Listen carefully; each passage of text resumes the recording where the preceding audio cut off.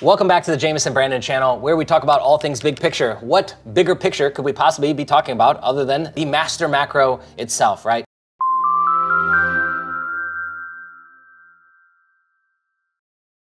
Here's what's interesting about this. I was just discussing this with somebody earlier today, is that when you figure out the macro, right? When you figure out the big moving pieces, it's really easy to see why the small drill down bits are the way that they are, right? Like, so let's break this down. It took me 2 seconds to find a worthy piece of data that we could use as an example. Zero hedge, again, take it as a grain of salt. The guy's real angry. He wants everyone to know about it. That being said, they're usually pretty spot on, even though the tone is just way over the top. Okay, so here we go. Manhattan DA Bragg strikes again, charges Marine over subway chokehold death. What's happening here? There's 2 attacks happening right now. Let's just take guns, for example, right? Because that's a popular topic, gun rights. So they're coming after you with the ATF. They're coming after you with the bump stops. They're coming after you with every single mass shooting that just keeps happening over and over and over again, coincidentally. Sometimes the whole manifesto and, you know, the Make America Great hat was released day 1, 15 minutes after it happened. Sometimes you can't find any data out about them ever. Complete existence scrubbed off the internet, meaning that they were a ploy, they were some sort of CIA asset, something like that, right? So we've got a lot of moving parts here, but what I'm seeing is a new piece of the front, and now it's coming into play. All the George Soros planted DAs that were put into place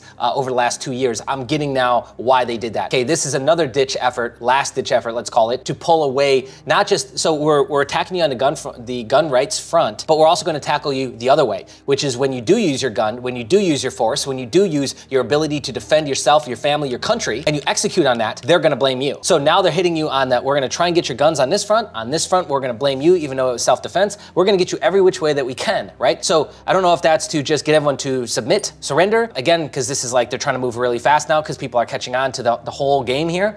Or if this is just like a last-ditch effort because they know that it's not going to work. So there's 2 things now that have to come out of this specific situation. Is this has to get so ridiculous with so many people being found guilty because the legal system is not the law of God. Okay, they're 2 completely separate things. So let's just be crystal clear about this. Okay, these people have no power over you. These people have no jurisdiction and judgment over you, your soul, the real you. That is between you and God, okay? Now, they can do things to the physical body. They can lock you up. They cannot feed you. They can do all kinds of abuses to the physical body. The physical body is not you. The only person who has that right, the only entity that has that right is God. Nobody else. Not a single other person, okay? So let's get that straight. This either has to get so ridiculous that so many people are found guilty, so many people get locked up for just defending themselves, that finally people are saying, hey, enough is enough, and it causes or creates some sort of revolt, so the people stand up, or every single one of these DAs just gets kicked right back out the door. But how long is that going to take? How many innocent people are going to once again suffer through the federal penitentiary system, let's call it, okay, the justice system, that we have now, which we all know is you know, it ain't perfect. So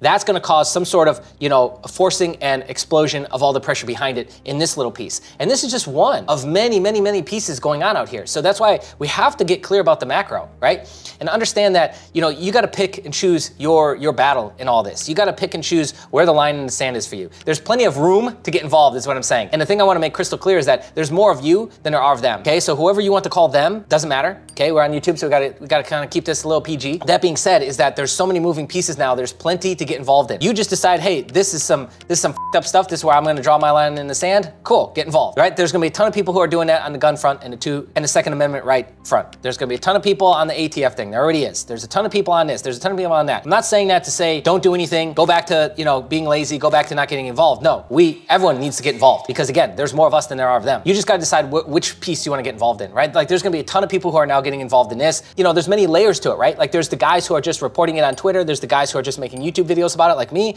There's the guys who are just kind of calling attention in a general way. There's guys who are, you know, in the trenches, that are in the legal system. They are lawyers that are seeing this firsthand, that are sick and tired of this, that are getting involved that way. So like I said, there's plenty of places to get involved. You just got to decide. That being said, so there's that piece, and then there's the most important piece, which is something that I've been touching on continually over the last, I don't know, 3 years, which is that you have to make your own plan. You have to focus on what you can control. Getting lost in the mud, arguing with people on the internet is not where you want to be right now. I get that a lot of people are just starting to wake up to this, and it's like, oh my God, this, can you believe that, Jay? And look at this over here, and the chemtrails and this and that. And I get it. There's a ton of going on everywhere. Okay, I get it. That being said, I can't control 99% of that. I can control how I respond, how I react. If I react at all, am I gonna take on the energy and the negativity of all of this shit that I'm reading? How am I going to digest all of this? And then who am I gonna go and be? It's in your best interest to continue to play the game, make money, so that you can put yourself into a position to win and to be the most successful through this challenging time, right? That's like that needs to be our baseline. That needs to be like the very foundation, because we gotta be able to get our weapons, get our training, get our food supply, get our ability to trap water,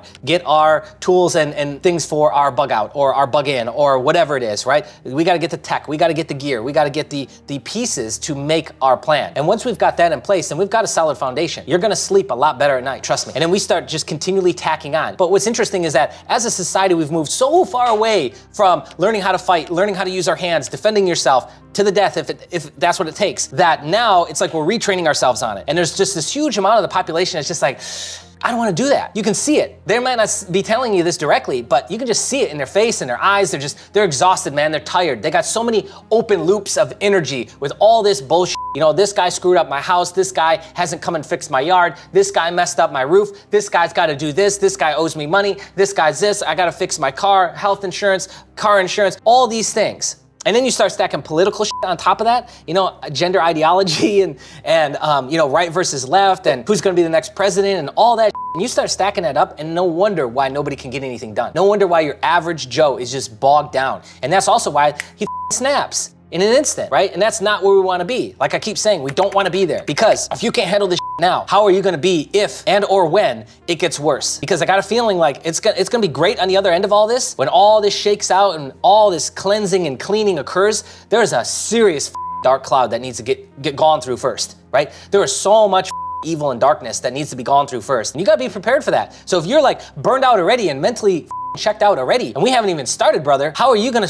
show up on the battlefield? How are you gonna show up when actually gets real? Because if you can't handle it now, you ain't gonna handle it then. We gotta get that stuff in order. We gotta bring down our, you know, our glass ceiling. If you're maxed out, you know, your glass is full, you're burned out all the time, you're running a red line on stimulants and caffeine and, you know, banging 2-3 energy drinks a day, you gotta get that shit under control, because you're not good for yourself. You're not worth anything for yourself, worth anything for your family right now. You're a mess. You gotta get cleaned up. And then we have to build out a foundation. And from our foundation, like, the thing is, I never really used to understand this until now. It's also real over the last 2-3 years, but you want to be prepared, not hoping that it ever happens. But if it does happen, then you're prepared. And if it never happens, great. This is an investment in myself. Maybe I can tax write off some of all this from a money standpoint if that's the issue with you. Whatever it is, right? We can get rid of a lot of that in terms of like the stress and the financial load and burden on that. But it's there.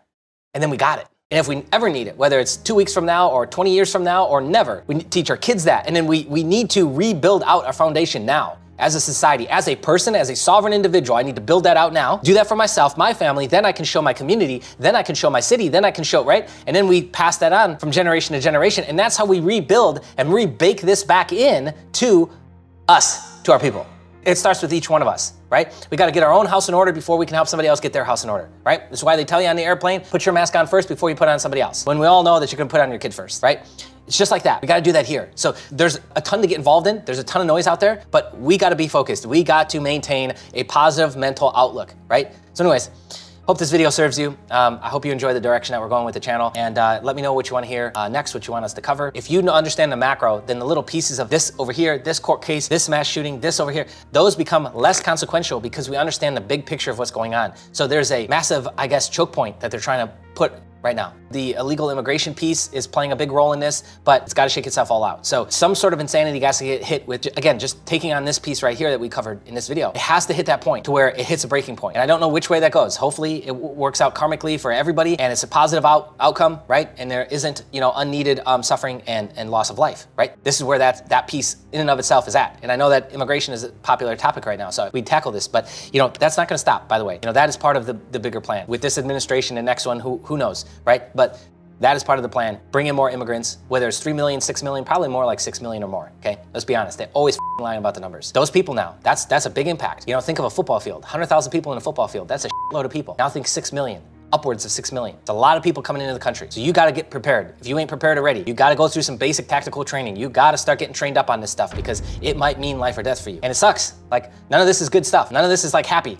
But we gotta be prepared, right? Because otherwise we're just once again a victim, and I refuse to be that. Hopefully you do too. That's why you tune into this channel. That's why you subscribe. Thanks for watching. We'll see you in the next one. you.